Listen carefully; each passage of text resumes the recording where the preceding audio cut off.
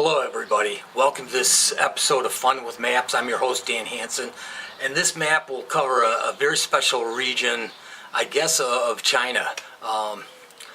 This area is located on the west side of the Pearl River Delta, which goes into the South China Sea. It's just south of Guangdong, which is a province in South China, and you may know it more as Canton or Canton. Here in my hometown of Cleveland, Ohio, in the United States, many of the people who came here from China immigrated from Canton, so they speak Cantonese, and there's Cantonese restaurants and all that. So the capital of Guangdong is a city called Guangzhou, and it's got 126 million people across a span of about 69,000 square miles. So that makes Guangdong the most populous province of China and like the 15th largest by area. In fact, with numbers like that, it's the second most populous country subdivision in the world after a region in India called Uttar Pradesh. So any guesses on what we're talking about yet? You're probably thinking from these statements, these clues, that we're talking about the world's most popular tourist destination, which of course is Hong Kong. Hong Kong, though, is on the east side of the Pearl River Delta, and we're looking at the west side. So we'll look at Hong Kong in a future episode of Fun with Maps, because of course it's fascinating. But on the west side of the Pearl River Delta, about 40 miles to the west of Hong Kong, is the subject of this episode, which is, of course, is Macau. Now, Macau is known as the Las Vegas of the East. Some call it the gaming capital of the world, and it's got the credentials to back that up. It has a gambling industry 7 times larger than that of Las Vegas, so that gives some credibility to its title of gaming capital of the world. And like its neighbor to the east, Hong Kong, it relies heavily on tourism. The city has one of the highest per capita incomes in the world, and tourism and gaming have really raised the standard of living there. It's got a population of about 680,000 people in an area of just 12.7 square miles, so it's also the most densely populated region in the world. So it's a fascinating area. Let's have some fun with the map of Macau. Here's a map of China, CIA map of China, and we've looked at Wuhan before in a previous episode of Fun with Maps. Here it is on the Yangtze River, which empties out into Shanghai here, of course. But what we're looking at today, well, first, this is a pretty cool map. Let's just look at it quick. You can see all these countries that China borders, like North Korea up here, and Russia, Mongolia, Kazakhstan, Kyrgyzstan, Tajikistan, Pakistan. Oh, there's a little sliver here, about 40 miles of Afghanistan here. In there, India, Nepal, Bhutan, Burma, Laos, and Vietnam. So this is a pretty good map here. But what we're looking at today is Guangzhou down here, south of this. This is the South China Sea. And if you look at Hong Kong and Macau, you'll see Hong Kong SAR and Macau SAR. Okay? So SAR stands for Special Administrative Region of the People's Republic of China. So Macau is officially the Macau Special Administrative Region of China. It's both a city and a region. It's in the western Pearl River Delta by the South China Sea here. Okay? So this might give you a little better perspective.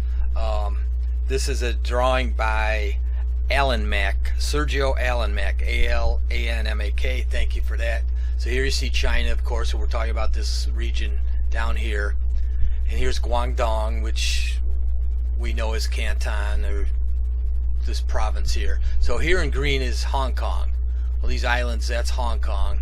And over here in green is Macau. Okay? Here's a Fun with Maps fact. Macau represents itself separately from mainland China with its own sports teams when there's international competition. It's got a National Olympics Committee, but it doesn't compete in the Olympic Games because the IOC rules don't let countries that aren't representing sovereign states to compete. Now Hong Kong has participated in the Olympics since before the regulation change in 1996. So of course Macau here is China's southern coast. It's just 37 miles west of Hong Kong. Okay, here's the Pearl River estuary in here. So here's the South China Sea down here, and the Guangdong city of Zhuhai is to the west and north. So we're up there. This is another good little drawing. It's by someone named Adam Hegazy. So thank you, Adam. And you can see here's the Pearl River, and on this side is Macau, and over here in the green is Hong Kong. And you can see it's a couple islands there. There's just the Macau Peninsula here, and Taipa and Kowloon, and a little slip of land in the nearby island that hosts the University of Macau. Okay, and then over here is Hong Kong with all of its islands here, right off mainland China. This is a real nice map, 1888, and it's you can see up here they spell Canton with K, K-A-N-T-O-N. Here's the Pearl River Delta, the estuary here. Over here is Hong Kong. Over here is Macau. That's a pretty good map. You can see with the Pearl River all these tributaries and all that. So the Pearl River Delta Metropolitan region, or the PRD, you know, that's this whole region in here. It's one of the most densely urbanized regions in the world, and some people consider it a mega city. It's now the wealthiest region in South China and one of the wealthiest in the whole of China, along with the Yangtze River Delta and the Jingxinji in northern China. And this is all areas is part of the Guangdong, Hong Kong, Macau Greater Bay Area. Okay, so this river delta here, also known as the Golden Delta of Guangdong, it's formed by three major rivers, which basically translate to West River, North River, and East River. And you can see all these crisscrossing of tributaries in here. A lot of access ports, a lot of traffic there. So very, very industrial, very populated area. Here's a fun with maps fact. Nearly 5% of the world's goods were produced in the Greater River Pearl Delta in 2001, with a total export value of 289 billion US, and over 70,000 Hong Kong companies have factory plants there. So little Hong Kong here, you know, has 70,000 factories right there. Another fun with maps fact, not as good really, the Pearl River Delta is notoriously polluted.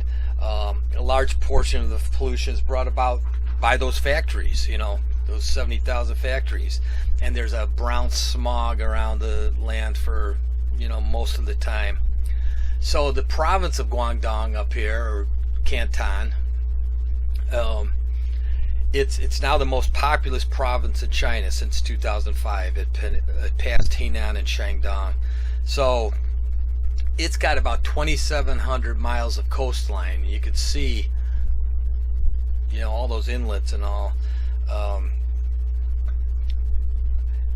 Guangdong was known as the starting point of the maritime Silk Road of ancient China. So Guangzhou, which is Canton to us also, it's the capital of the Guangdong province. Okay, so it's on the Pearl River. It's about 75 miles northwest of Hong Kong, about 90 miles north of Macau. And Guangzhou, or Canton, for about 2,200 years, it's a major terminus on the Silk Road, the maritime Silk Road, and it's still a major port and transportation hub. I like this drawing. This is from 1665, and this is a map of Canton, again with the K here. Someone named Niehoff used his imagination and secondhand stories to draw this, because Europeans were forbidden to enter the walled city back then, so it took a long time. So there's some confusion here maybe with Canton.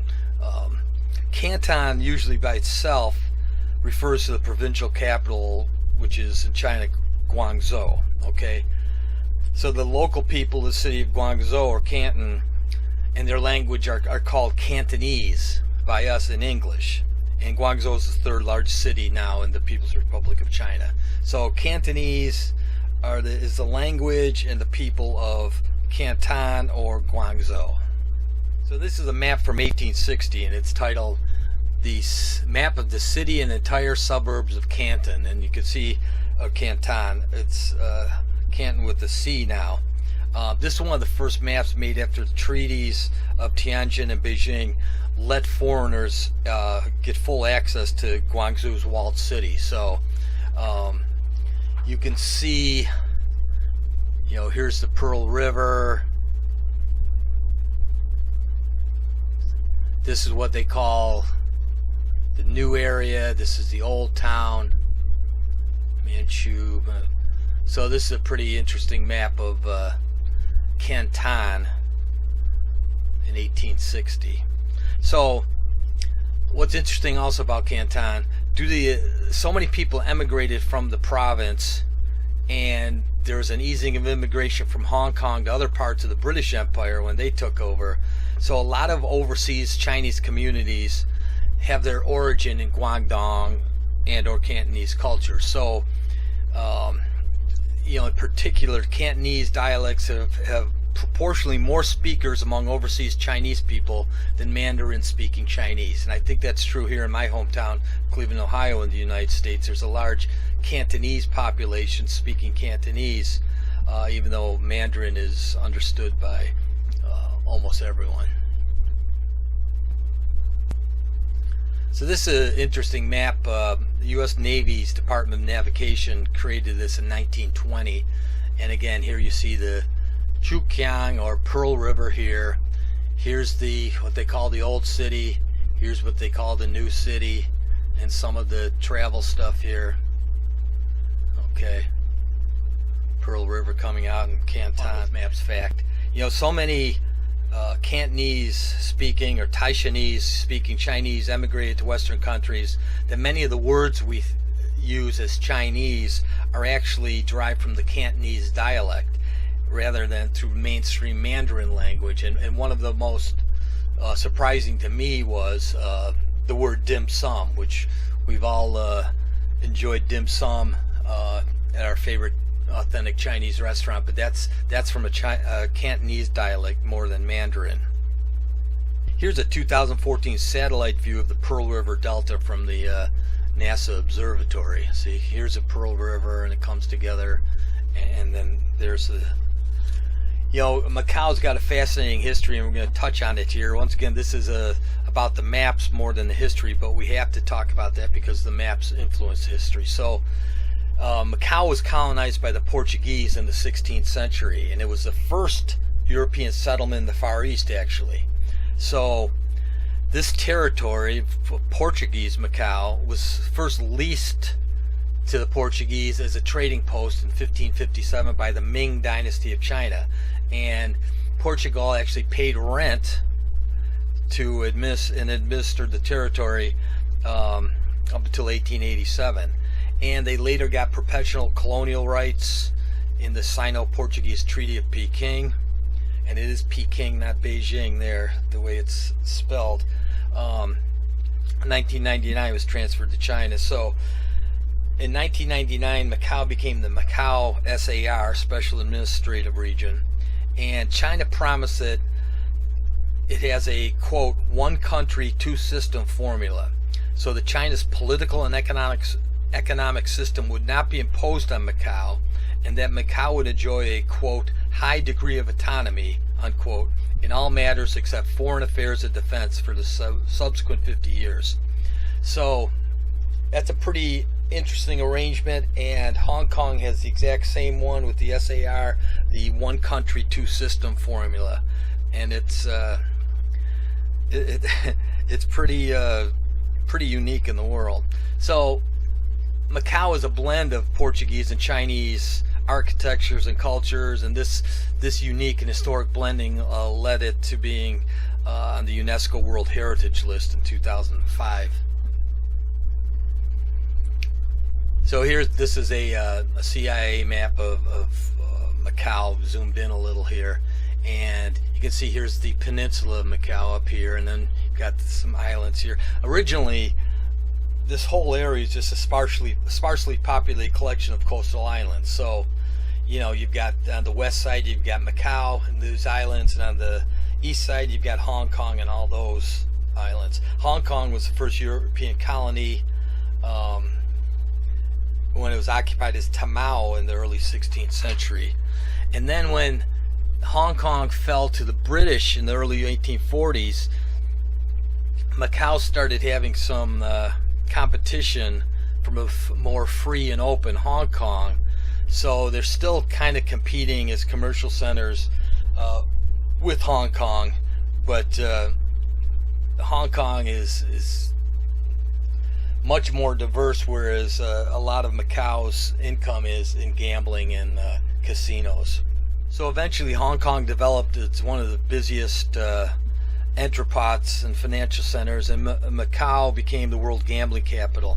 But in 2018, as you can see here, there's a fixed link connecting Hong Kong and Macau opened up. This is the Hong Kong Zhuhai Macau Bridge, and it's drawn by someone called Kelly Kaneshiro. So thank you, Kelly. And you can see here's Macau over here, and here's the Macau Peninsula, and here's the bridge, and you go under for a while, and here's the bridge, and then you're connected with Hong Kong here, and here's Hong Kong's airport. And it's 30 some miles long, so it's a pretty impressive bridge, but it connects Macau, and there's bridges here connecting the peninsula of Macau to the rest of it. You can see three main ones right here. Okay, you know, Macau, the name itself, the first record of it being written was in 1500s, and the idea is that local inhabitants believed that the sea goddess Matsu blessed and protect their harbor. Okay, so Portuguese explorers came and asked for the name of the place, and the locals thought they were asking about the temple there, that it was called Makok, M-A-K-O-K, and that got derived down to Macau, and that became common during the 17th century. So Macau didn't develop, as says, a major settlement until the Portuguese came in the 16th century, and the first visitor to arrive, European visitor to reach China by sea, was this. This is a statue of Jorge Alvarez, statue in Macau. He was the first. He arrived in 1513, and he's credited as the first European to have reached China by sea during the Age of Discovery. So that's Jorge Alvarez there. And you know, with the location and the map with all those waterways and small islands and tributaries of the Pearl River, you know, it just naturally led merchants to establish trading posts. And the first trading post was in Hong Kong waters as Tamao, which is present day Tuen Mun. So, you know, there were military clashes between the Ming and the Portuguese navies, and they booted out the Tamao traders in 1521, and you know, there's a trade ban, but the merchants still tried to settle other areas, and they ended up you know, going along the Pearl River estuary, and they finally settled on Macau. So here's a look at the administrative divisions of Macau by someone named Alan Mack, A-L-A-N-M-A-K. Thank you for that. So here's the Upper Peninsula, and here, as you can see, some of those bridges that are connecting the peninsula to the rest of Macau here. Those are the administrative. Another estuary up here. Okay. So the Portuguese, as you said, rented Macau as a trading post from China. They paid an annual lease, and they established formal trade relations, and then they got a permanent lease in 1557 for 500 pieces of silver as the annual land rate. So in the late 16th century, Macau was at its peak of prosperity. You know, it was a major entrepot. An entrepot is just a port or city or other center to which goods are brought for import and export and for collection and distribution. So you can see by the location in the map, entrepot for Hong Kong and Macau just made sense. And of course, the Chinese silk trade to Japan It's a crucial connection from Macau to Japan. So the Portuguese in their treaty, they weren't allowed to bring in weapons or fortify at all. But the Dutch were snooping around, and the Dutch were doing some naval incursions in the area, and they tried to take the city. They tried to take Macau in 1622, the Battle of Macau, but the Portuguese fought them off. So there's lots of interesting story about Macau and this area, and I hope you read about it. So, you know, it goes on. China restricted trade under the Canton system in 1757, which meant that foreign ships had a first stop at Macau before proceeding north to Canton. And then we have the opium trade, which was really lucrative in the 18th century, and you know, everyone stopped at Macau first on their route to the rest of China. After the first Opium War and the establishment of Hong Kong, Macau lost its role as a major port. You know, and the major things at the time were firecrackers and incense and tea and tobacco and industries like that, which are really important. So the history of Macau continued.